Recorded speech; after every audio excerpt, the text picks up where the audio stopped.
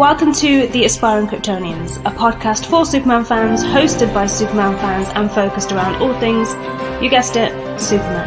After all, we are aspiring Kryptonians. From comics, TV, film and animation, each week we discuss our thoughts on the latest releases, news and even some retrospective reviews. So without further ado, let's get the show on the road.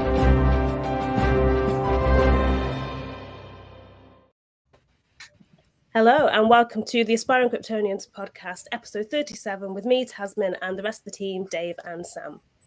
Hello. So this week, sorry, Dave, didn't mean to cut you off then. This week we are going to discuss the return of Superman Blue, Jon Kent entering the world of Injustice, which we're all very excited about, James Gunn's DC Studios announcements, and the Flash trailer, which I'm just going to say is probably one of the best trailers I've ever seen.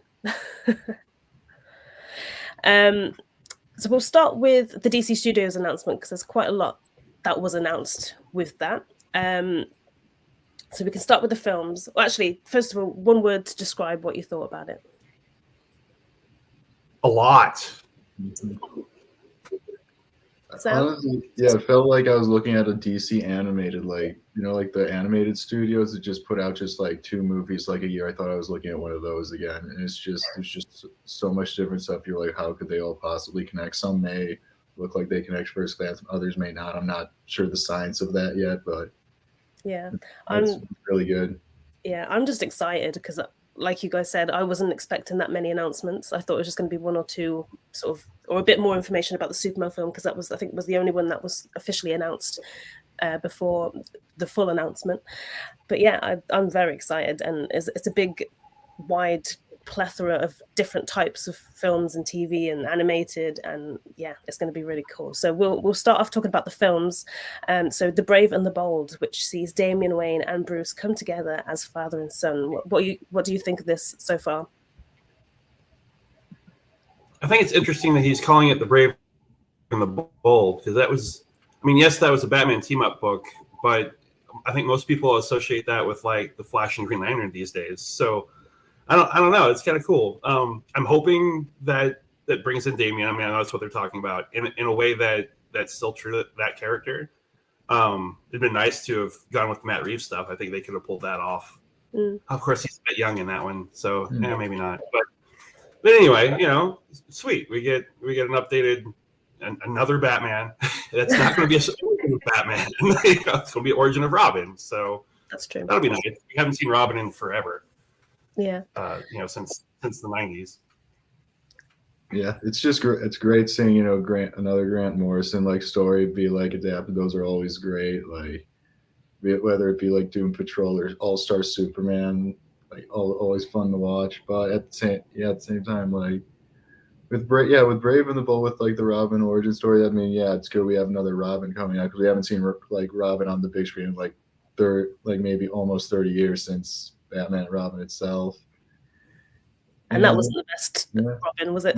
Yeah, no, it wasn't. I mean, attempts are always made at Robin. I mean, some people count Joseph Gordon-Levitt's character as a Robin, but because of the Easter egg at the end. But I mean, I kind of do. I think that's what it would have. Obviously, they didn't make another film, but I think that's definitely what it was going to lead to. For like kind of a long time, he's kind of existed as just like Easter eggs in DC like movies, like even Batman. I think it was Batman v Superman. Yeah, it was just like the chest like piece. Yeah, it's always existed as Easter eggs, pretty much. It's like, why can't we just see him already? I mean, we've been around since the 60s. I think he's a hard character to do on screen in this time, though. Like when you read, well, for example, the comics that I'm reading at the moment, the World's Finest comics, and they're from like the 50s. His character, like in those little pants and things like that, I think it just has to be done right, because the old school Robin that people still love, I don't think would work on today's screen. Like the Adam West TV series, that kind of Robin, I suppose, and that kind of Batman. I don't know. I just don't think I think it's a hard character to do and pull off. Which is why it's smart for them to go with Damian, because Damian's a bit more darker, a bit more troubled, and it'll bring out an interesting part of Batman, because now we get to see him. Sure, he's always had wards and things like that, but not all of them see him as a father figure, more as a big brother figure, and this is literally his son. So, it'd be kind of a neat take on him struggling through that as well. So I think it was a smart move. Yeah, I haven't actually read the Brave and the Bold, and I don't really know the storyline. Well, I know roughly about it, but I don't know the details of the storyline that they're sort of going to be roughly following. So I'm excited to see it. There was always going to be a Batman announcement within a DC Studios thing. I think that's always going to happen. Like, for example, even with the comics, I think this week or next week, there's about 6 or 7 different Batman comics coming out. And I'm just glad that this is a Superman podcast in sight, because I think we would be here forever trying to go through all of those comics. Again, it's best to just see the whole thing as like a DC animated like slate, because at this point, I think I'm used to just having multiple Batman like projects within a year. Is different. I think we had like Justice League Dark and Gaslight Batman come out in 1 year, totally different productions. And Hush as well. Hush, yeah. The Killing Joke. What was the one that was a 2-parter? Another one was before. I can't remember. Long Halloween. Yeah, that was good. Yeah, Long Halloween, the newer one. Yeah, so many different Batman. At this point, it's just it's more about the characters and the people bringing them back to life, which is fine. I mean, yeah, and I get that Batman probably is the most. I know Superman is the best DC character. Of course, I'm biased, but I think Batman probably is the most popular. For example, I went out last night, and my cousin's friend, as soon as I saw them, they were like, "Oh, Batman's better than Superman." And I was like, "Not even a hi. How are you?" Just into the argument. Well, I'll see myself out. Thank you. Yeah. Get out. No, but yeah, I think. Well, I don't think we've ever seen Damian Wayne in live action before. I think the previous Robin that we saw, which I think was at the George Clooney film, I think. If we're counting big screen, Titans, I mean. But Titans, Grayson starts out as Robin before season 2 he becomes Nightwing, I think. So yeah, movies so much they can do with Dick Grayson. Yeah. No, but I mean the Damian Wayne version of Robin. No, I don't think they've. They've barely even touched on Tim and Jason on any type of big screen type thing, or because it's alluded that it's probably Jason that he's talking about in BVS, because the suit was all banged up like the Joker had gotten a hold of it. Yeah, but still there was no name drop, so you don't know. Yes, very true. Well, they've announced that it's going to be separate to the Batman, so the Batman will exist and will carry on with the Batman 2. I think the next one's called. So Robin on the brain. Robert Pattinson will continue as Batman, but we're also going to be seeing a new Batman casting for this film and for the rest of the DC universe, which is going to be quite exciting. Do you guys have any thoughts as to who you might want to play the new Batman? We're looking at probably someone that's a little bit older if we're going to do the Damian route, because Damian should enter in around 10, 12, that age. So you want someone that's believable to have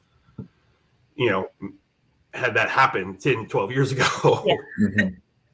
I don't know. Like they could go totally different route. I would like to see Ben Barnes play Batman. Did you watch the Punisher series? He played, I can't think of the villain's name. He played. Yeah, no, the guy with the puzzle face or whatever. Yeah, I can't think of his name. Yeah, he played him anyway. But he'd be good. Yeah, he would be. He actually. We went to a Comic-Con a few years ago, and me and my friend Ashley, and we also did the podcast previously, we met him and we were talking for ages. He was a really nice guy, and he sort of said that he was very close to getting the Batman role when The Dark Knight and stuff came out. So I think it was between him and Christian Bale, and obviously they said that he looked too young at that point. So I think maybe this could be his time. Could be. Yeah, I think you can pull that off. Yeah. Just a quick hello to Tevia Smoker, who I swear you listen every time we do it. So thank you for joining in. And if anybody else is watching live, feel free to join in. And we're a half hour early, but hey, whatever. We're here. That's the main thing. So moving on to The Authority, which is a superhero team up from Wildstorm and Warren Ellis. this one I was not expecting at all, but I'm very glad that it's happening. From what we know, it focuses around the heroes taking active leadership in government roles for the unification of the world and establishment of peace, whether anyone wants them to or not. So this is going to be quite tongue-in-cheek, I think. I think it's going to be quite, again, it's going to be, well, from all these announcements, it seems like that these films are still slightly darker in tone, but obviously we don't know for sure, but I can't imagine that being particularly upbeat through the whole thing, so we'll see. But I'm very excited. My first introduction to The Authority was actually in Superman and The Authority, which has only just come out. I was aware of the group, but I didn't really read any of the comics that they were in, and I just fell in love with some of the characters, and like Apollo and Midnighter, I think they're my absolute favorites of the team, so I'm just looking forward to seeing them brought to life. Yeah, if The Authority was Mortal Kombat, they're Sub-Zero and Scorpion, like absolutely. I think, I remember when the New 52 happened, it was a big deal because Wildstorm and Vertigo, I think, pretty much became canon with DC. So you got to see The Authority then run around with, like, you know, the other DC heroes. Like, it became one at that point, kind of like when they did with Milestone, I would think, when they like absorbed that, and you could see like all the characters like as they were, but like still interacting. True, the creators on that topic, yeah, a lot of British writers getting their time to shine. Like, this is a Warren Ellis, I think, original. Yep. Neat contributions to the comics. It's amazing. Yeah, New 52 had the reason why Martian Manhunter wasn't with the Justice League is because he was with the Authority. It was Stormwatch, yeah. So that might be an interesting way of them going that route. You know, it's because they're kind of, I don't know, they're kind of like the Justice League meets the Watchmen. Yeah. Kind of a team. So that's an interesting choice for them to go with. But some of the stuff that they've announced, I just didn't expect announced so soon, because especially with, well, I'm going to go as far to say is that this team aren't that well known unless you sort of read the comics and a proper comic book DC fan. But yeah, I'm just glad that they're getting a bit of time to shine. And one of the films that we're going to talk about that's coming up in a second, Supergirl, that they announced. Have you seen the comic prices of that?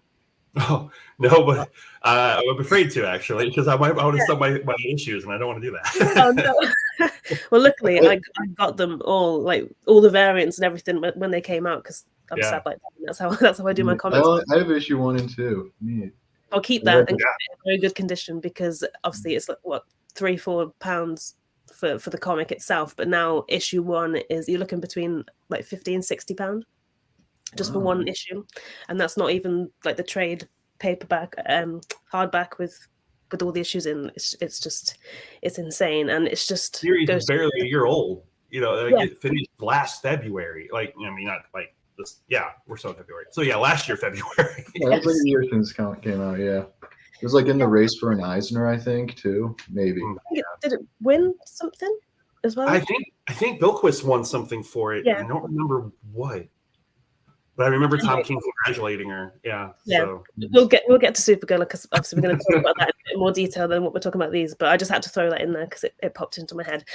So we'll move on to Swamp Thing. So I really enjoyed the cancelled TV series, and I was really surprised that it was cancelled that soon. I think it was even before it finished airing, it was cancelled or something like that. So it was great to see some sort of redemption. And to be honest, I do hope that the characters in that, it's probably unlikely, but I hope the characters from the Swamp Thing TV series get another chance with this, because I think they were really good in the roles.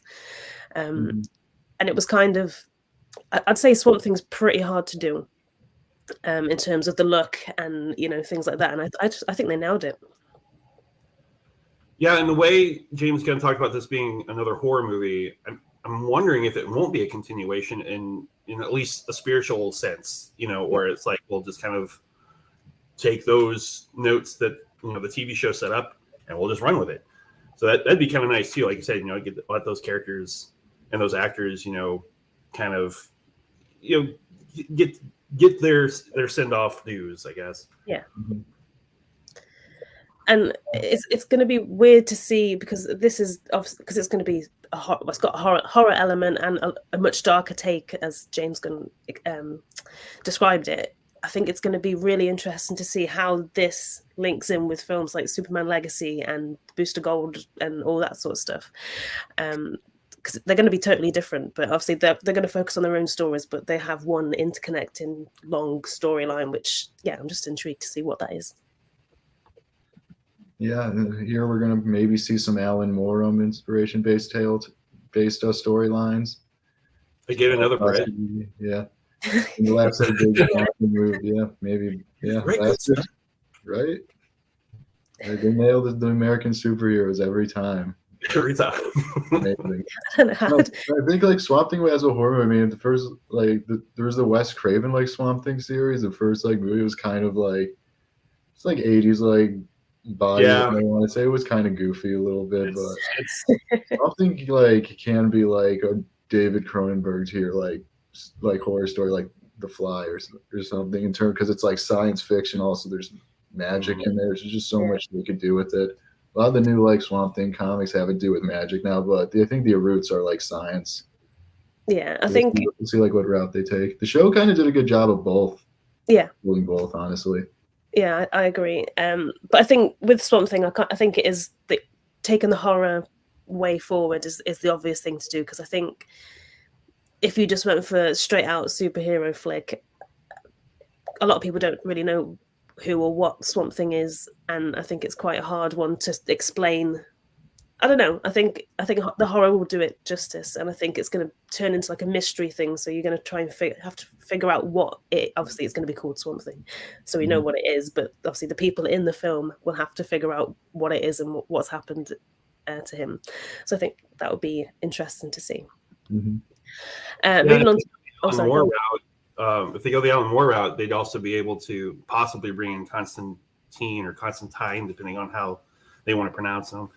You know, to bring that character back in too, because you know he was really super popular during the Legends run and his own show and stuff like that. So that'd be good to throw that in because that's where he started with Swamp Thing. Yeah, I do like Constantine as well. I think he's funny. There's some of the stuff that he says. And was it Matt Ryan that played him in? Yeah, I think he was brilliant.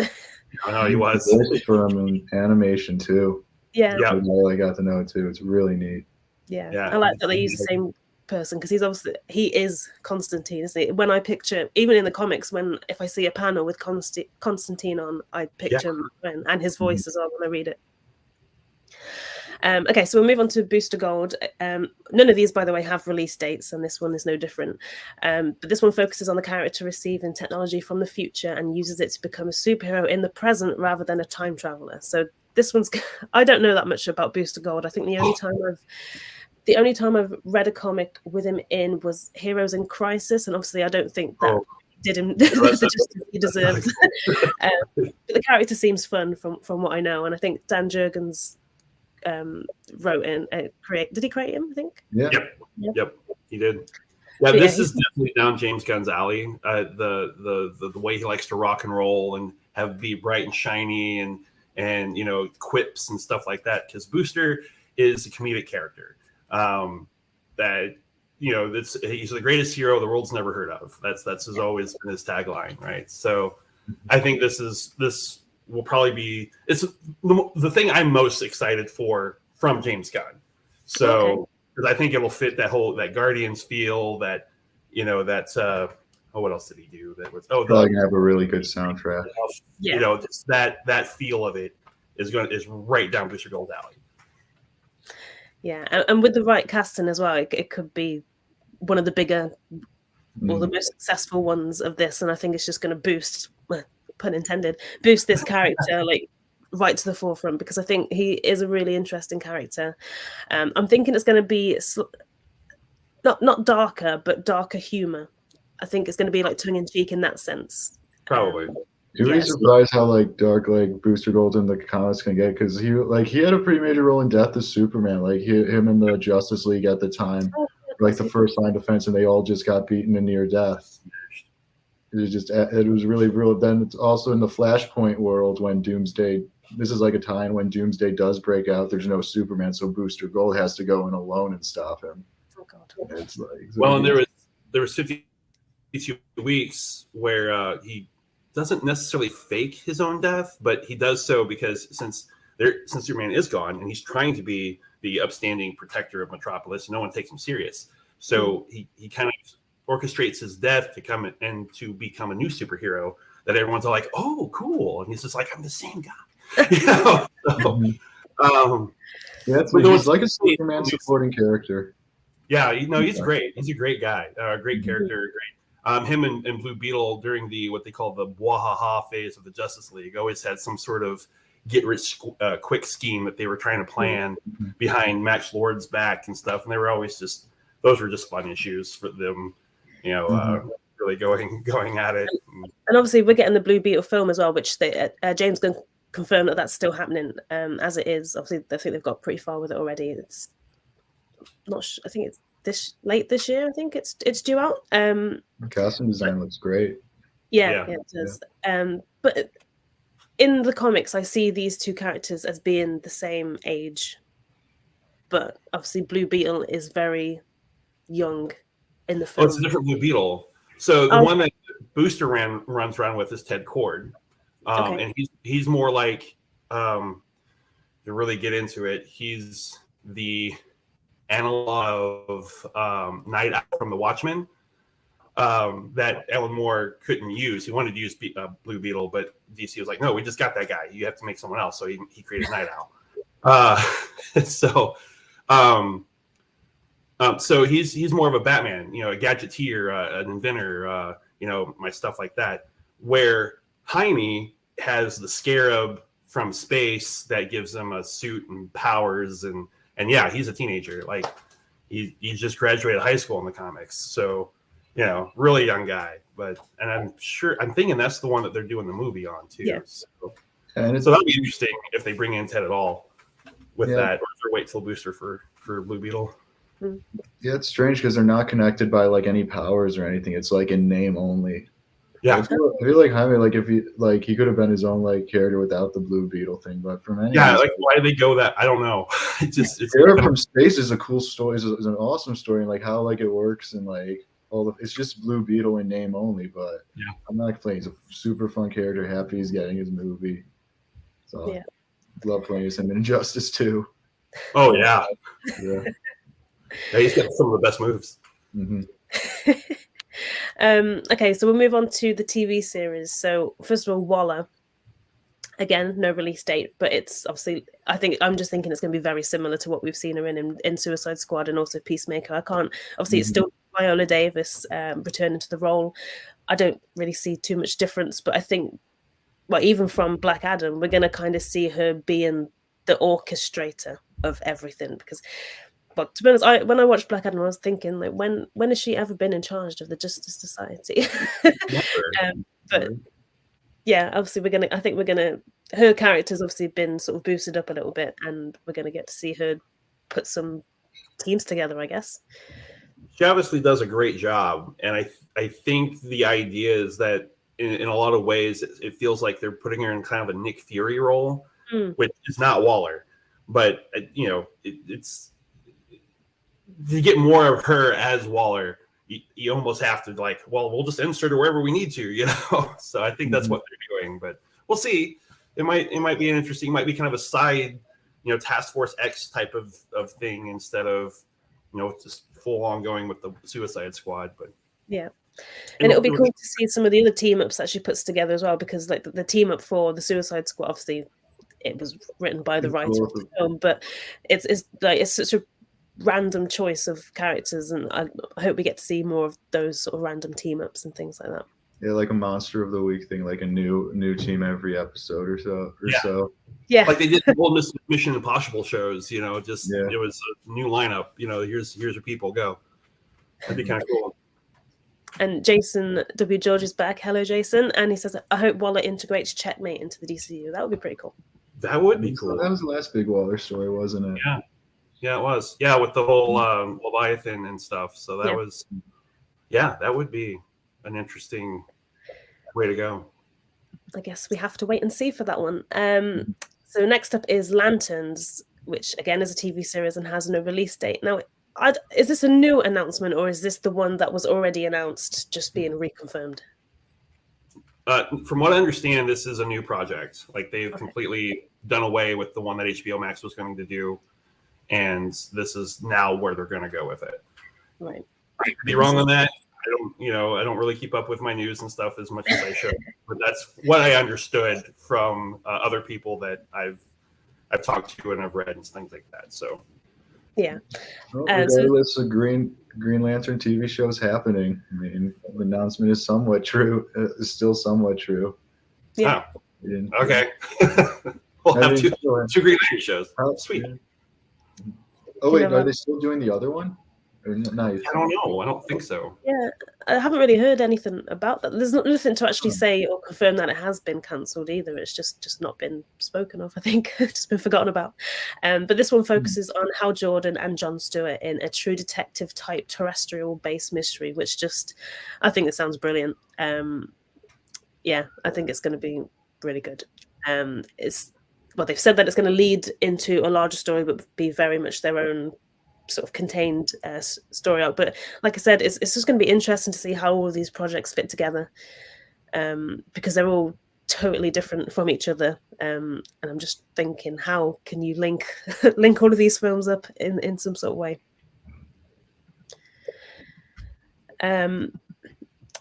We still got more. So Paradise Lost. There were so many announcements. I have actually forgotten about some of them. Yeah. So Paradise Lost. This is the TV series that they're doing that I'm the most excited about. So this one is set prior to Wonder Woman or Diana, and is described to be similar to Game of Thrones, which I loved, apart from the last series. I love this is my kind of thing. Mythological, historic, swords, fighting, and obviously it's going to be full of badass women from the Amazon. I just think it's going to be great. It'll be interesting to see what they do with that plot wise, because obviously, I mean, sure they can make it a political, power grab like they did Game of Thrones, but Hippolyta has always kind of been, the queen. So True. It'd be kind of interesting to see what happens here if we get in more into the myth and magic of it, and those things trying to come in and take over, and the Amazon's going no. I mean, hopefully, I don't know. This is the one I have the biggest question mark on. It sounds kind of cool. Like I'm like, how, what, where? I want more. You just gave me that. It's like, but it's not Wonder Woman. So what are we doing? This is it as well. I'm quite surprised that. I think maybe Wonder Woman will be introduced into it in some way, like maybe when she's first born or something like that. Maybe it's like set and during a time before like Themyscira was paradise. Like maybe it was like let's see how far back it goes. Like maybe like we'll see Minotaurs and Gorgons running around. Oh, I hope so. Really, really neat. I hadn't thought that go all the way back to where they had to go to Themyscira and that the unforgiving gods of Olympus and whatnot. Yeah. Super cool. Sam, join the writing team. Yeah, I think this one, it could be done. It could be awful, but it could, if done right, it could be really, really, really good. I think it does sort of rely on the Wonder Woman mythology very heavily, because I think if you just advertise this as not being connected, I think a lot of people would just skip it. Yeah. But I think if you intertwine it with that Wonder Woman and the DC thing, then I think a lot more people are going to watch it, especially if it's all interconnected at some point and we kind of get to see the makings of Themyscira and things like that. I think that could be pretty cool. I think which is kind of. I'm sorry. No, just to point out the audience. I think it's the same audience who watch shows like Krypton or Gotham. Yeah, and I was going to say, and unlike those two properties, very little is known of. I mean, other than just kind of exposition of how Themyscira came to be. So they could pretty much do what they want here, as long as they, have that end goal of, well, this is how it ends up. So that might be what they're doing. I don't know. Yeah, well, we'll see. Hello to Dave Bratton, who says, greetings, fellow superfans. And on that topic, is it too much to hope that Gal Gadot narrates? I don't think that's too much to hope at all. Make that happen. I'd like to see her connected to the Wonder Woman character in some sort of way, so that would be pretty cool. Next up is Creature Commandos, which is an animated TV series. I am not familiar with these at all, so I'm looking forward to finding out a bit more about them. But from what we do know, is based on a comic that follows monsters like werewolves and vampires serving as soldiers in World War II. So this is going to take place in the present day, obviously not during the World War II times. And Amanda Waller is going to be assembling the team and things like that. So again, she's putting teams together. This one, it sounds really good. I'll probably read and pick up the comic now. Well, if it's not inflated. Oh, it's on the DC. Yeah, I got on the comic. The DC app has like every like their because they appeared in like a magazine from the 80s. It was like Weird War Tales or something. Yep. Yeah, there's like 3 people.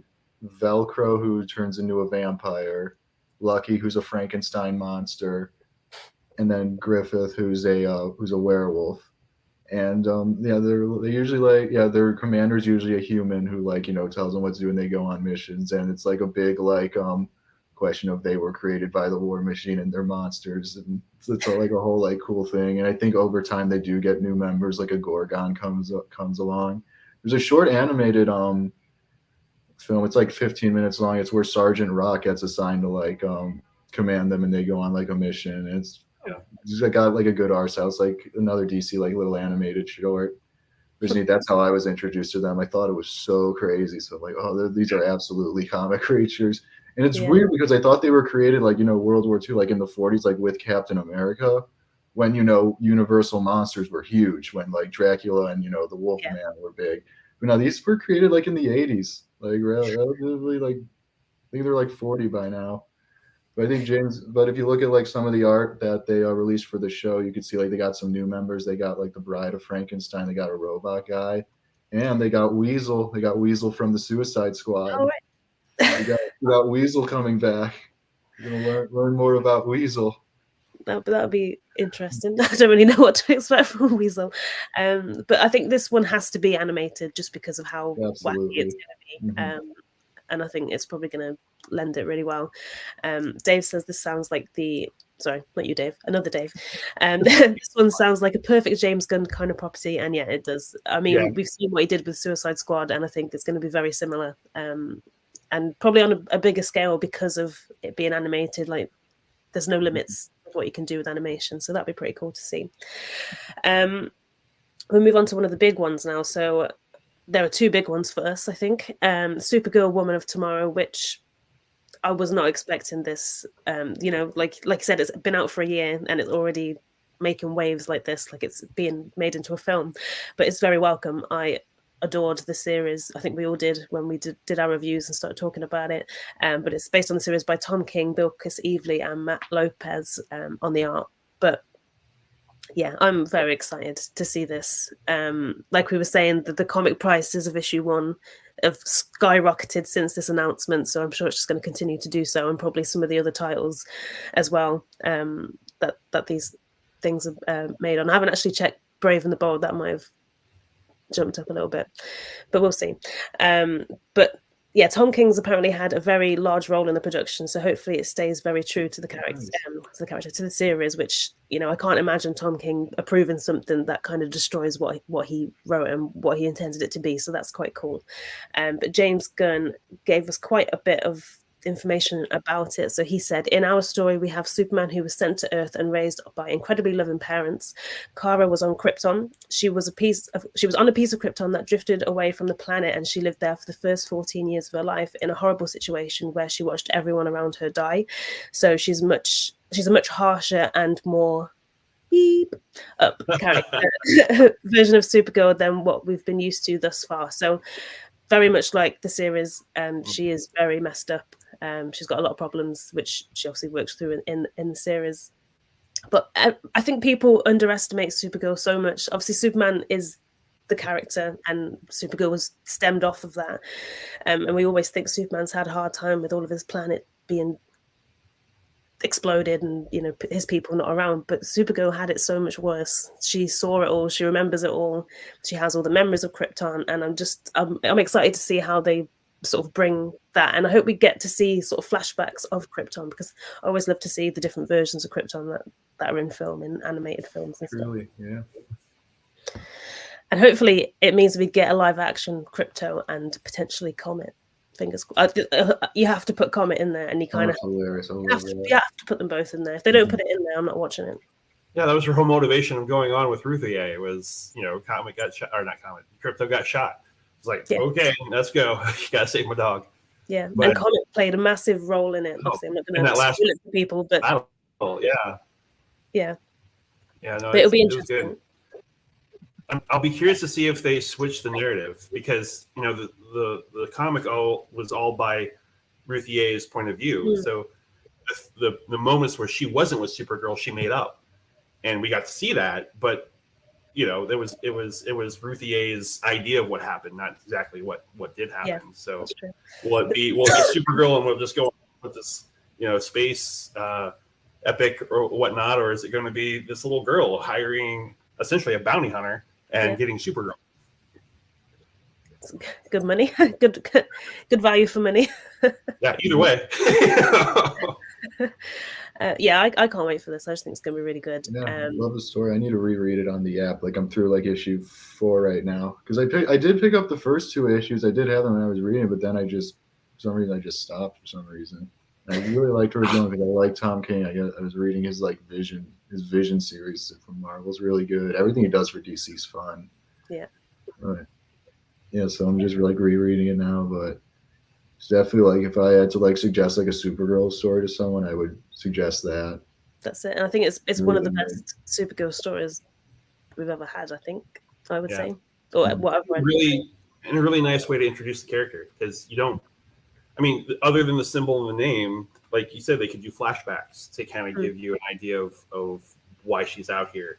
And, as a ongoing theory that maybe, Sasha Calle will, be that character. That's where she ends up. Maybe that'll be kind of cool. But this brings me on to the next thing, because obviously in that Flash trailer, which we'll talk about in a second as well, but Sasha, the character confirms that she's Kara. So I wonder, obviously that film is going to reboot everything, so I do hope that she gets to stay with it, because what we've seen of her so far, she looks great. Obviously look-wise, she is different to the Kara we've seen before, but who cares? We can. She uses that there's that Injustice character that looked exactly like her, that people say, they used it as a basis. There's her. There was a character in the early aughts, I think, named Sorrel, who was. I remember her. Yeah. Kind of had that same haircut, a different outfit, because they're obviously using kind of a new 52 outfit. But there's always been, some sort of reference to a dark-haired Supergirl. So whatever. Also, I brought up an interesting theory. We didn't see any blonde Kryptonians in Man of Steel. Maybe they're not. Have that their uniform. No blonde Kryptonians exist. I didn't see them. But if it isn't Sasha Calle, I'm not too sure how to pronounce the last name. But who would you? Is there anyone that you would like to see as Supergirl? I was just saying, when it comes to like superhero actors and everything, I really like being surprised, whether it's someone like I know or someone who I'm just never heard of at all. It's difficult to say like who I want to play, because there's like, I know you just look online, there's so much fan casting. It's just, I like to be surprised. I think the actress they got to voice her in the new Legion show could probably pull off a live action version of her too. And if they're wanting to keep, the same animated actors being the same live action actors, I think that might be an interesting way to go with it too. It'll all depend on what age they want to make her as well, because it's supposed to be her 21st birthday. That's where it starts. She's out on a red sun planet trying to get drunk. That's just. Oh yeah, that's true. Yeah. It's so funny. So, the only thing I'm worried about with this film is how are they gonna do that art in live action, because it's gonna have to be a very good film to match up. To match up to the comic series. Obviously, it's different. Art is different in comics than it is in films, and obviously portrayed differently. But they have to kind of. They have to. Like, that was one of the things that sold that. And Gunn's used to that too. I mean, you look at the Guardian stuff, and worlds are weird, and the aliens are actually not just humans with makeup on them. I mean, they are, but I mean, they don't look it. But no, they're real aliens. So I think this fits. You know, I think the sets and stuff. I'm actually least worried about that, and more like how they're going to pull it off. Because I'm glad Tom King's involved. Because if he wasn't, I think I'd be a little bit more nervous. Yeah, same. Alien Adventures like that very Hitchhiker Guide to the Galaxy, where it's like they're like us, but at the same time, then out of nowhere they'll do something that's so horrifying to us, but to them it's just normal. It's just alien. It's just that's just what being alien is. And I think that's what I'd like to see more of Supergirl as well. If we do get, obviously we are getting to see her in live action, but I want to see her do the Kryptonian ways and sort of people being like, oh, what is that kind of thing? Like maybe greetings or, you know, things like that. Because they kind of explored that a little bit in Legion of Superheroes, the animated film that just came out, where she's come to Earth and she's trying to use, I think it's just like a billboard, and she's trying to use it as navigation to something, and it's obviously not working the way that it would in Krypton. So I think that's quite fun. So I hope we get to see some of that. I'm going to move. Well, I think we're going to have to start moving on because we've still got quite a lot to talk about. But most importantly, we have to talk about this one. So Superman Legacy, and this one has a release date of 11th of July 2025. Whether or not that gets pushed back, you know, we'll see. I think every date so far that they announce in films always gets changed it in one way or another. But this is described as the official launch of the DC Studios sort of universe and storyline. It's great that they're starting with the man that started it all. So James Gunn is set to write and potentially direct. There's rumors of that going around, and he claims that he's having a blast writing it, which gets me excited because I like seeing that he's so excited about what he's doing with this character. He obviously knows, I'm sure he's seen all the backlash and stuff on Twitter from the Henry Cavill thing, and yeah, I like that he's still doing his way regardless of what everybody else is saying. Like he clearly has something plotting in his mind as to what he wants this to be, and I think he's going to stay very true to what he wants it to be. What we do know about it is that it focuses on Superman balancing his Kryptonian heritage with his human upbringing. Superman represents truth, justice, and the American way. He is kindness in a world that thinks kindness is old-fashioned. So I think that would be quite cool to see. It sounds like he gets Superman. I'm surprised they didn't use the whole truth just to...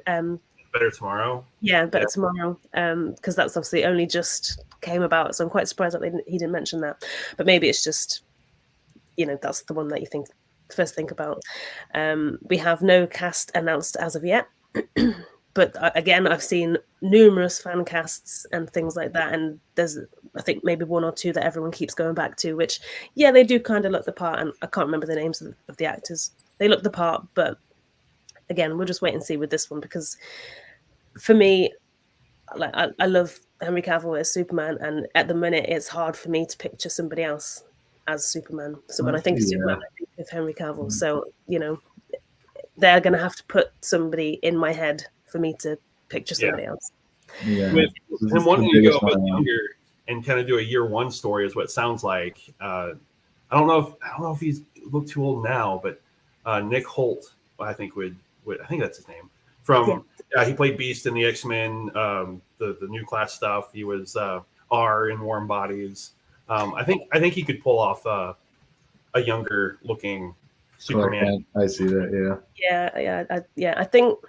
Yeah, he, even though he is older, I think he has a baby face, so he could probably pull it off playing an even younger character. Just going back to Nicholas Hoult, I don't know if you've got it in America, but there was a series called Skins, and that was like his first job, and I was obsessed with him from that, and it was like the best series ever. So that's how I know him, and I don't know if they have that in the US, but it's worth a watch. It's one of those like teenage drama things, but it was a bit of a cult classic in the UK at the time. I'm just excited that we're getting another Superman film. I don't. I have nothing else to say about it at the moment. We don't really know what story it's going to follow. Is Gunn still writing it, or is it done? Or I think he's from the last update that I've seen, he's still writing it. But he's already saying deadlines for himself. Wow. Yeah. I always thought like at least the script had to be done to get the release date. Yeah, that's true. Or Obviously he's not. just really ambitious. That's not when you're running the studio, I guess. Yeah. And you're fast tracking the best superhero film. Like, hopefully it's good. So Jason says, what do you think of James Gunn describing Superman as a big galoot? I mean, that might be his way of trying to to control his powers. Yeah. I read that like statement. Is like he's a big galoot whose greatest weakness is not kryptonite, but the fear of hurting others. So, and I think, yeah, I like that trope as a character. It definitely means he's going to be young in that movie for sure. Yeah. And if it is going to be year one, he's obviously going to make mistakes. So I think he's going to be clumsier. And there will be. He's going to have to learn that he's too strong to do certain things and has to hold back. So he's going to do something and then he's like, oh, actually, I can't do that again. So I think it's going to be clumsy. He's going to be testing himself. And just to follow on from that. So Jason said, it honestly worries me. Superman is measured and is what he needs to be. Galoot, isn't it? Yeah, I think if he's starting out, he has to make those mistakes. He can't just come out and be the best. So I think we're going to have to see that journey for Superman, which I'm quite excited for. They said it's not an origin story, which I'm very thankful for, because as much as I love Superman's story, we've seen it so many times. We don't need to see it again. We know where he came from. We know that story. Wayne Brooks says they should go with an unknown actor so attention can be on the film. Yeah, surprise us. Totally agree. Yeah. And Henry Cavill wasn't unknown, but he wasn't as big as he is now. Like I'd known him from The Tudors, which is like a historical program, which was really good actually. And he was in that. That's where I knew him from. But other than that, I'd never seen him anywhere. So I think that is the right route to go down, because you don't want to. For example, if they were to cast someone like Tom Cruise as Superman, which I know it's not going to happen because he's too old for the age that they want, but you know exactly what it's going to be, and I think it needs to be unexpected and a bit of a treat. So we'll move on from the DC Studios announcement, and we'll talk about the return of Superman Blue. So first introduced around 25 years ago. This was in 97, I believe. So yeah, so it might be a long 20. Oh God, my maths is awful. Was that 26? 26 years, I think. So it's in a time where Superman was temporarily deprived of solar energy, and developed energy-based powers, forcing him to adopt a blue and white suit which contained that energy.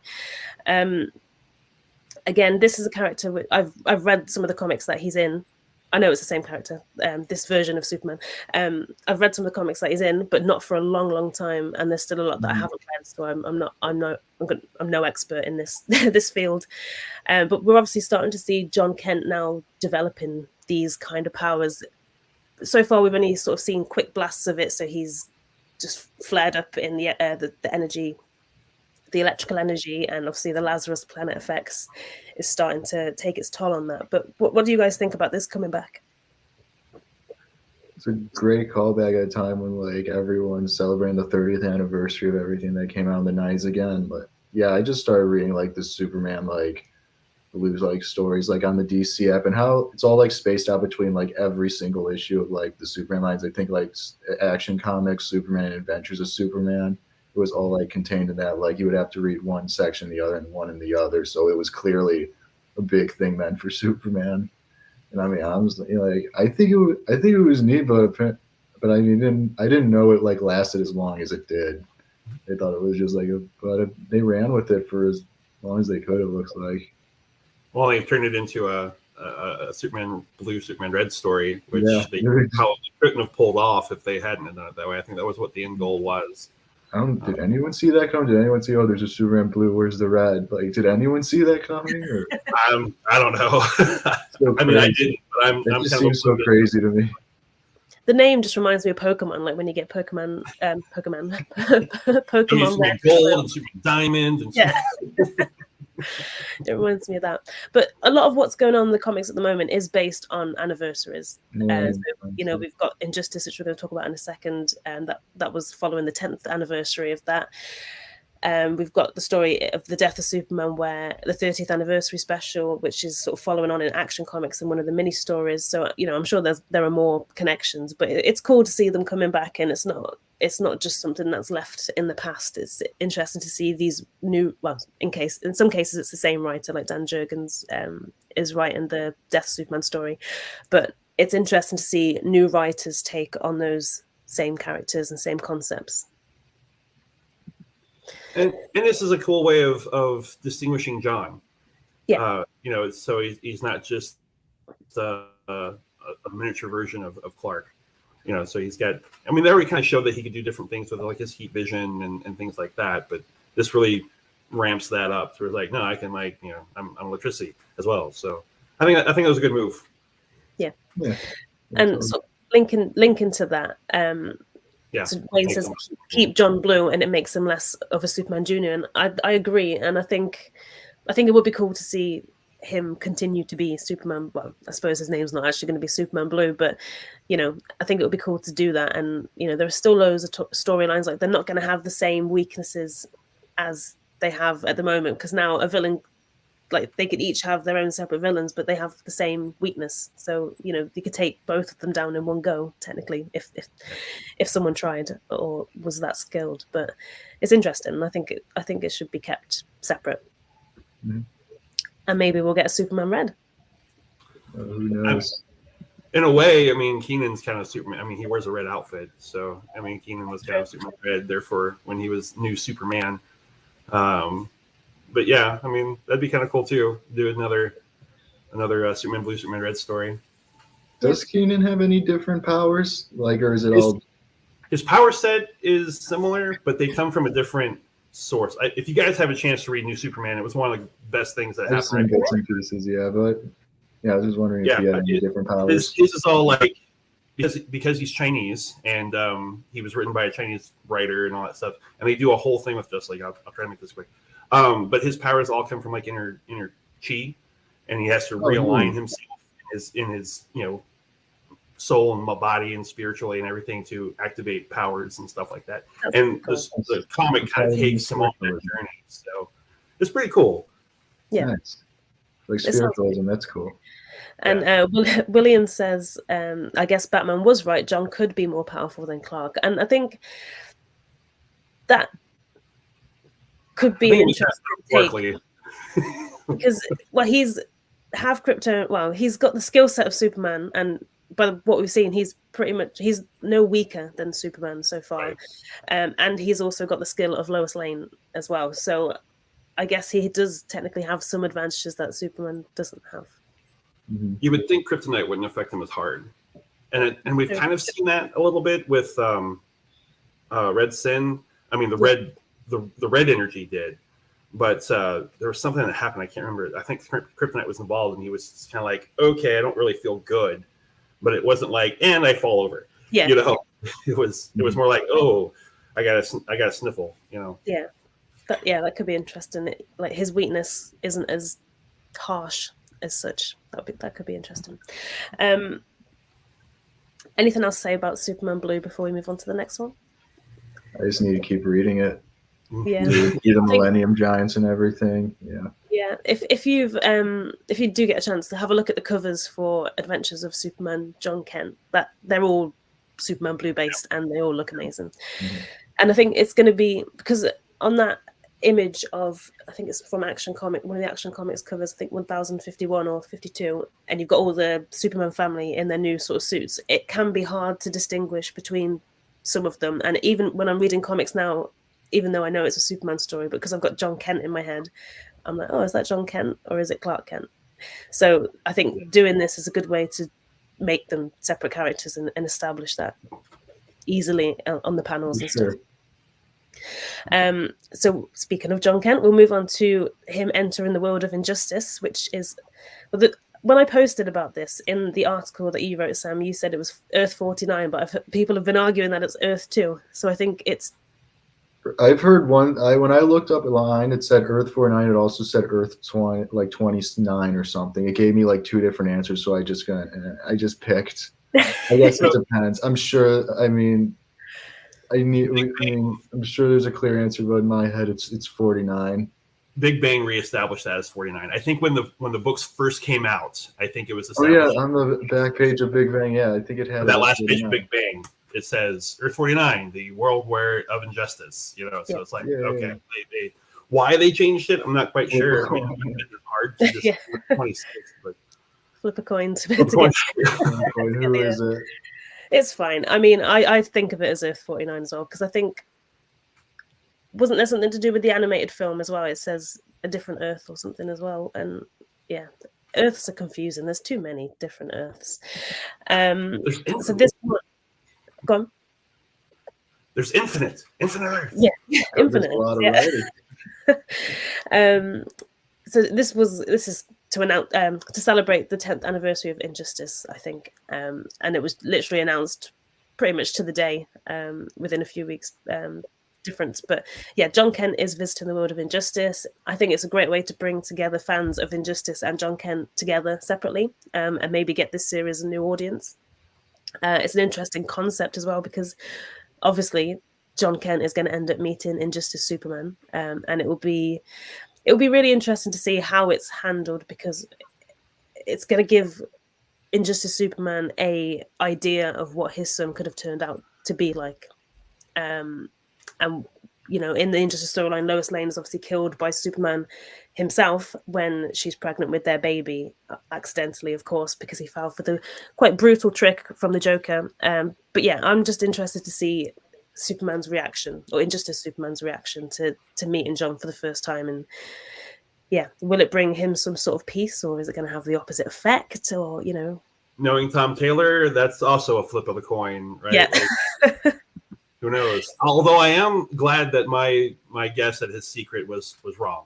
That was last episode. I was like, it could be Ultraman's kid instead, and I was like, someone even posted that on his Twitter feed, and it's like, no, not even close. I was like, oh, so. He did say it was a good idea, though, so there's that. In a way, it could have been an interesting idea. I think not necessarily good, but interesting. Yeah. This is an entry, like a significant entry in the Tom Taylor verse, honestly. Like when he set up like the Injustice world, pretty much, and his was it just called Son of Kal? Yeah, it was called the Son of Kal-El story. I just called it the new Superman series, honestly. I know that I'd ever called it Son of Kal-El. I said, I'm on my way to pick up the new Superman series. Yeah. But no, it's like all of that coming together, which is really, really neat. And the Injustice Cons was how I got introduced to Tom Taylor. It was the first same I picked up, because I was super excited for the game. I would watch every video when they confirmed a character would be in when the roster wasn't known. And the game is so good as well. I'm not much of a gamer, but those kind of games are my games. The ones where you can play 15 minutes and you've got your anger out, you just fight people quickly, like Tekken and games like that. I love stuff like that. And sort of in the first night, yeah, that's it. The story had the whole voice cast, and it's gonna be interesting seeing Justice Superman interact with him. I mean, Injustice Superman was kind of a villain, and at the end of the Injustice video game, the movie's super different, by the way. I think it's completely different, but in the movie, not in the movie, in the video game, it's you play as Earth Prime heroes as well, and it's them coming over the Injustice world to stop them. And I think Regime Superman threatened to bring the actual Lois Lane over to the other world and show him, and he's look what I did the world for us. So maybe he's probably maybe he's an irredeemable character, maybe he's not, but we'll see. Super interesting. I'm imagining they're going to be teaming up in some sort of way, though, because from what we've been teased in, I think it was Action Comics 1050 or 51. At the end, obviously, we see Val-Zod, and he's finding all these Superman bodies from different Earths. So obviously, Injustice Superman is in danger, in trouble, and I think, they have a common threat and something that they need to work towards together. It's going to be interesting to see how that works, but I think it will be cool to see. And I can't wait for that. It's going to be really good. Yeah. Love Ultraman as a villain too. I think he's the best evil Superman in anything. Yeah, definitely. And yeah, there's a lot of evil Supermans in this series. So you're going to have Ultraman. You're going to have Injustice Superman, who is a little bit on the edge. Not quite as evil as Ultron. It's a dictator and like a super mob boss. What's the difference? It's like Yeah. the whole audience will be like, how am I different? How are you different from me? Yeah, it'll be interesting to see them all interact with each other because, yeah, I don't think that's obviously never happened, and it's something that I wasn't expecting to happen. To be honest, I thought Injustice. Obviously, we had. I'm sure there's a series called Year Zero where it was the prequel to Injustice, so we've had some sort of kickback to it, but I wasn't expecting it to come back in this way. I'm excited, and I think we're gonna have to move on to the last one because we're probably going to spend quite a lot of time talking about this. But the Flash trailer. What are your initial thoughts of what you saw? It looks really good. I didn't want it to be, but it looks really good. How about you, Sam? Yeah, so it was so much to unpack. I saw my dad cheer at Michael Keaton saying I'm Batman. I cheered too. I enjoyed that. I mean, yeah, it seems like they're advertising the supporting cast more than the Flash himself. Yes. But the Flash, they still give us some Flash scenes like him and Iris. I'm sure Iris is going to be a huge part in it. I mean, Iris was going to have a part in the Justice League movie. That one scene from the Zack Snyder cut is super good. Yeah. Like that slow motion scene where he's running out of the store. I mean, I want to see more of that. Like Flash cinematography is beautiful and fun. Yeah. But, Williams with you on that one, so he kept rewinding and playing the I'm Batman section endlessly. I know, right? Mm-hmm. And Wayne says the trailer was epic. Yeah, I agree. I think for me at the minute, this is one of the most memorable trailers in terms of shock factor. Obviously, we knew that these characters are going to be in the film. That was already announced, but just seeing them again, like General Zod, Supergirl, it just makes it feel real. Like I thought it was just a rumor at first, but it is real. So I think actually this is probably my most anticipated film of the year in terms of the DC projects.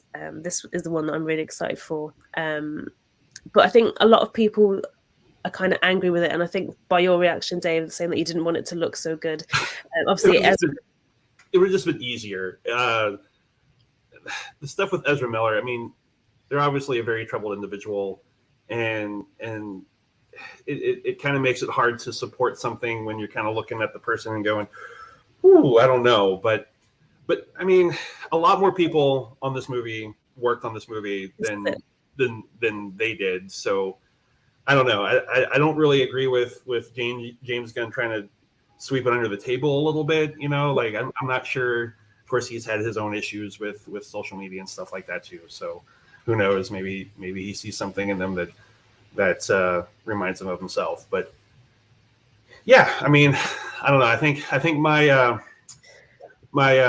compromise will probably have to. I'll wait for HBO Max type of thing. Even though this looks like it, don't miss it. You know, like this is gonna be so. Wow, they're revisiting. You know, what kind of a what if happens if Clark wasn't around when Zod shows up type of thing, and you know, revisiting that whole Man of Steel moments and stuff like that. So yeah, it would have been easier if it you know if it was like the leaked Batgirl trailer and was all like, oh yeah that couldn't have happened, you know. I didn't even see that. No, I didn't. It's not good. It's not good. But sorry, go on, Sam. Just the movie overall. I mean, you know, when it comes to it, I mean, like I'm probably gonna see it on like streaming too, because I mean, seeing like I'm more of a Grant Gustin fan than Ezra Miller. Like even when I saw Justice League for the first time with like my brother, who's like a huge Flash fan. This is it. I think because we've seen Grant Gustin as the Flash for so long now. It's one of those things that even though he's still there, somebody else is now playing the character. It's hard for your mind to absorb, I think. Yeah, especially when you see like fake rumors, like rumors like, oh, Grant Gustin's going to be the next one on the screen. It's just like, come on, man. And they did that crossover scene, didn't they? That was awesome. Yeah, that was cool. Yeah. Going back to the whole Ezra Miller thing. But I've always separated art from artists. Some people who've created things I've enjoyed turned out to be horrible people who would not associate with me at all. But I mean, at this point, what I was about to say, it's important. I think, like you said, Dave, other people have worked on this film. Money's been plowed into it.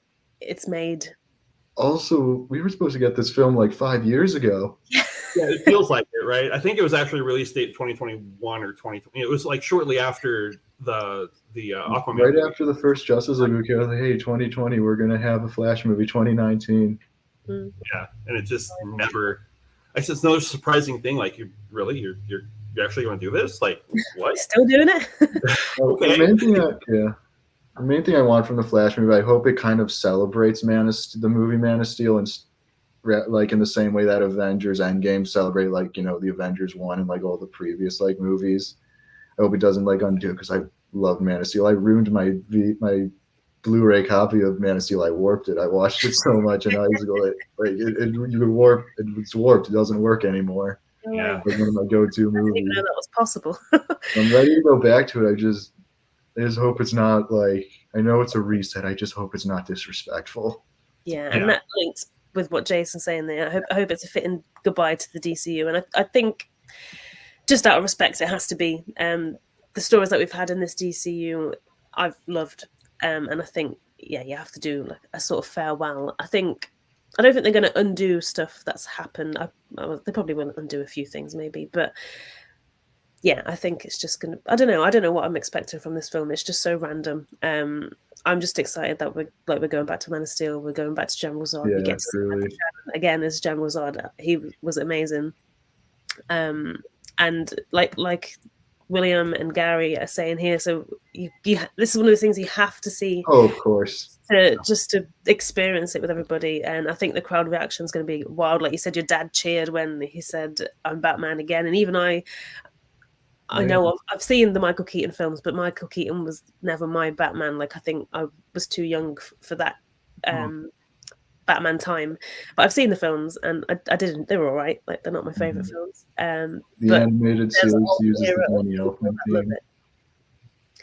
And yeah, just like Gary, I'm seeing this at the cinema as soon as I can. Enjoy. Many times. The effects look amazing.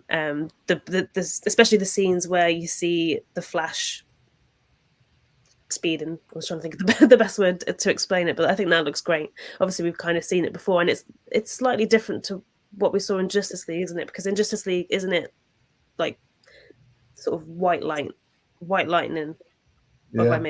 Yeah. And in this one, it's kind of It's gold. doing the color scheme. Yeah, more. I think one thing going into this movie, people needed, at least I am, if eventually, because I will watch it. Like I said, I just don't know if I'll do the theater experience. But anyway, is that this is, I think, heavily inspired by Flashpoint. So I'm not sure that Keaton is Bruce Wayne. I think Keaton's going to be Thomas Wayne. Oh, yeah. And to me, I think that makes sense why he's older, and we're not getting Ben Affleck, because it's an alternate timeline where, you know, it's that Thomas Wayne Batman having to be convinced to help, you know, Barry reset time yet again. So I know they're playing heavily on the Keaton Batman stuff, and I think that's great. Like, I think it fits. I don't think but I think people are going to go in going, we got, you know, him as Bruce Wayne again. It's like, they never say he's Bruce. They call him Mr. Wayne, or they call him Batman. So I don't know. He's in the film as well, isn't he? There's the scenes where he's on the I don't know what's called, but the Bat bike. I'm going to call it. But I think that's supposed to be Ben Affleck. Yeah, I think we start in, you know, the timeline that's established, and I think that's going to be kind of his departure. Like, you know, we get to see him as Batman one more time. Yeah. They got him in the Neil Adams colors. They got him in the blue cape and cowl. Yes, that's pretty cool. Going on to suits, the suit ring, I think, looks amazing as well, because I think that's one of those weird, funny comic book ideas that is just really hard to pull off in real life, but it looks really cool. So like we said, we've got the Batman, Batfleck, Michael Keaton's returning. I know you're saying the Batbike scenes are Ben Affleck, and a lot of people, it is Ben Affleck, but part of me really hopes that it's Christian Bale, because as soon as I saw that scene of that, he's on the bike and he's sort of to the left, and all the buildings around him are being destroyed, and his capes are flowing behind him. As soon as I saw that, it took me to The Dark Knight. It looks like a Christopher Nolan shot. You're really leaning on Batman this movie. Yeah. Well, I think Yeah, and it depends on how many like alternate world timeline, infinite Earth things they do with it. You know, if it's just we're just seeing the snippets that are kind of influenced from Flashpoint, or if it's going to be we're going to all these different places to get as much help as possible. Who knows? But yeah, that would be interesting if we get all different types of Batman in one scene or one movie. I don't know, like the same scene. the DC equivalent of Batman Far From Home. Yeah, into the Batverse. Yeah, that would be. Yeah, that would be really cool. And of course, the main thing of this trailer for me is Supergirl. Obviously, instead of Superman, Henry Cavill taking on Zod, this time it's going to be Sasha Cal's Supergirl. I'm not really familiar with the character, but I think you've mentioned it, Dave. But the story that we kind of see in this trailer points a lot to Project Superman. Yeah, the Project Superman comic, that was the what happened to Superman in Flashpoint, right? He's Subject Zero because he lands in Metropolis instead of Kansas, and General Lane finds him and does military experimenting on him. So he's never really been around humans. He's never really seen the sun. And Barry is all like, but we need him. So they break him free. And so he's a scrawny, has hardly, it's just, skin and bones, but yet the sun hits him and hey, that Superman stuff. And he's all like, what is going on? And so he's a very different Clark. I don't think they even call him Clark in that. But yeah, he's a very different character. And I think that's kind of the route they're going. I mean, if you look at, that she's got wounds down her spine, she's in that's kind of prison doctor's thing, I think they're using her, and in a way, if they're using and because I think they're using Zod's showing up in Man of Steel in place of the Amazonian and Atlantean War as the impetus of we got to save this Earth, which then ties all the movies together. Yeah. And if they're doing that route, then that ties her into she was the one in the pod that was open that Henry Cavill Superman, when they're in that, and he's in that first ship that they find in the Antarctic.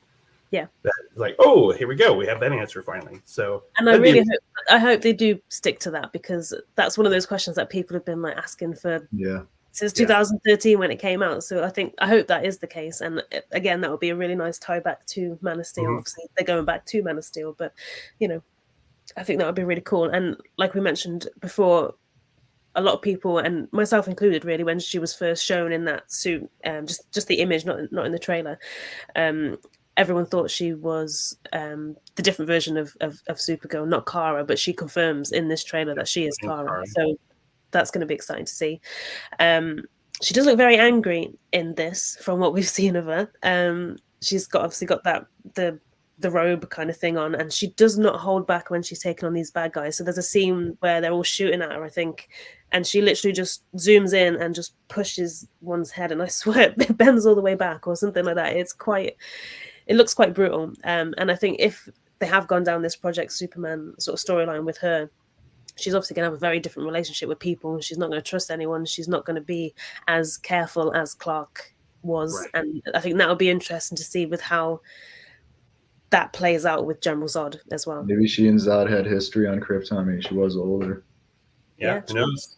There's a lot. Again, would kind of flow into Woman of Tomorrow. So that's true. Yeah, I hope they keep her for Supergirl Woman of Tomorrow, because it seems like a huge waste to introduce her. So from what we've seen so far, she has huge potential as Supergirl. She looks great. I think the suit's really cool.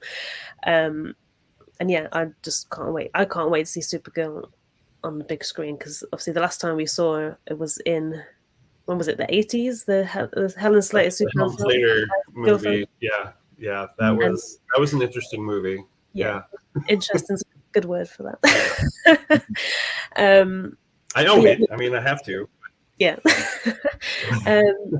There's also a black flash in the trailer, which only has a snippet of screen time, and I think it's the only bit where I think their ankles meet together when they're about to go through the time thing. I don't know. They're doing something, but I'm not really familiar with the character. But I'm excited to see how that plays out as well, because there seems to be a lot going on in this film. You've got the Man of Steel thing, you've got all the Batmen, you've got Supergirl, you've got the Black Flash as well. There's a lot going on, so it's going to be interesting to see how it's tied together.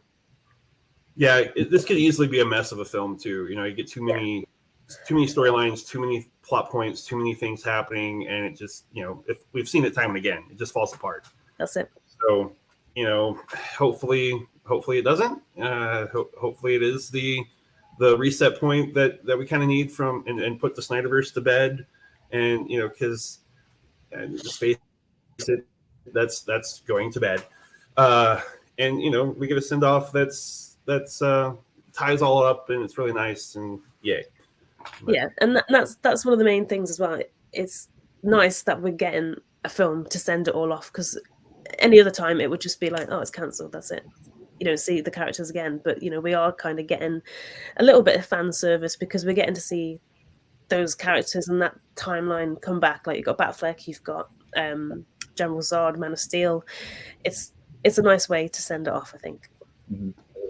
And I think this is going to be a film that everyone can enjoy. Like like we were saying, regardless of who your Batman is. Like for me, my Batman is Christian Bale, because they're the films that I watched the most and enjoyed the most of Batman. And obviously, people who have Keaton as their Batman, you know, there's loads of different Batmen out there, but Mm-hmm. I'm guessing there's not many Clooney Bat fans. I don't think Clooney's even a fan of this Bat film. I mean, yeah, nobody's been calling for that one to come back.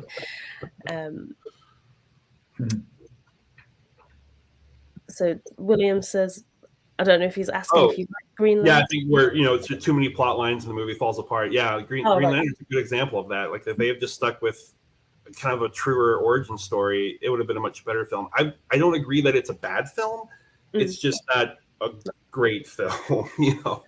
I thought Green Lantern was too little. I don't think it was too much. I think it was too little. I went out there like, I want more. My wife and I did the same thing. It was like, that could have been a half hour longer, like easy. Like I wanted more of him in space doing Green Lantern stuff, you know. But you know, I don't know. They went too much too fast, and yeah, that's a great example of a movie having too many plot points. And Spider-Man 3, I think, is also another one where you have Venom and Sandman and you know all this kind of stuff going on. It's just like, oof. And that's why I was so worried about watching. I can't remember the film called, the newest Spider-Man film. I was worried about that because they obviously there's so much going on, but obviously that was really good. They pulled that off. They pulled that one off. So they've learned from their mistakes from 20, 30 years ago. Who knows? Hopefully. Yeah. But yeah, I think this film's going to play a lot on nostalgia vibes. I think you're going to go to the cinema. You're going to get people cheering. There's going to be surprises. I don't think what we see in that trailer is they're not the only surprises. There's going to be more characters introduced. There's going to be more things in there. And from what one thing I want to talk about is, did you like? There's hints of the original theme songs when all the characters. The Danny Elfman theme song. Yeah. Well, they play a little John Williams when she's flying next to the Batwing. You know, it's like, this is good stuff. Yeah. But I think it looks incredible. And James Gunn actually said that during the announcement that he's seen the film, and he says it's the best superhero film he's seen to date. So that's very high expectations from me. All right. Yeah, I think it's going to be a really good film. The trailer looks amazing, but it is sad that it's saying goodbye to the versions of the characters that we love and a lot of people love. Like Philly Man says, it's the swan song for the Snyderverse, which definitely is. But yeah, I'm excited, and I'll still embrace the new DCU regardless. I think their heart's in the right place with the new DC stuff, so that makes a big difference. If they go with it with with not a profit-minded way of telling the tale, and more of a let's do these characters justice, I think we'll get something that we'll all like. Yeah. So. And look what it's done for the comics already. Like the comics, the sales have gone out the window. They've really been pushing the DC Universe Infinite app with all of these announcements with like discount codes and stuff to get it. So it's I love that, and there's a big focus on the comics, which is great. And how about the very end of the trailer where it advertised comic books? Like that was amazing. Like, hey, you want to know that more? warms my heart. Yeah. Issues, right? Isn't it crazy that these characters are based from all the comics, but that's never happened before? No, never. This is I was like, yes, thank you.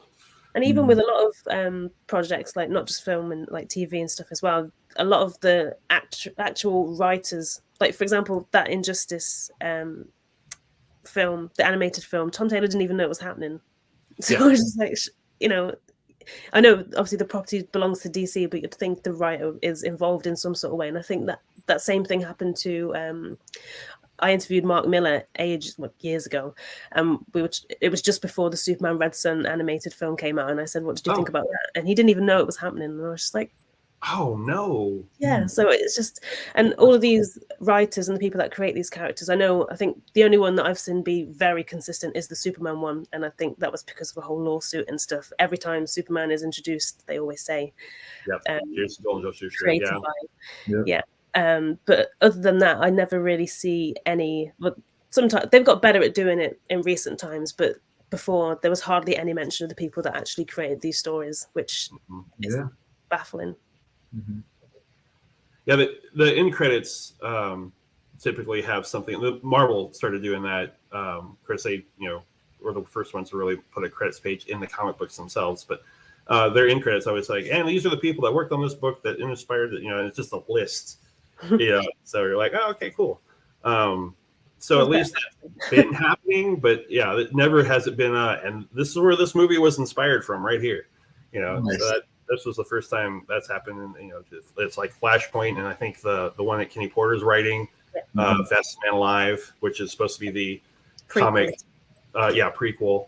And there was another one too. I can't remember all three of them were, but I can't remember. That's amazing. It's nice to see. First material. It's nice to see. But this just goes to show, like, when a comic comes out, buy it there and then, because the prices will increase. It's like super good. And going back to where they're sort of actually saying what the source material is, I like that, because you kind of know what to expect in a way.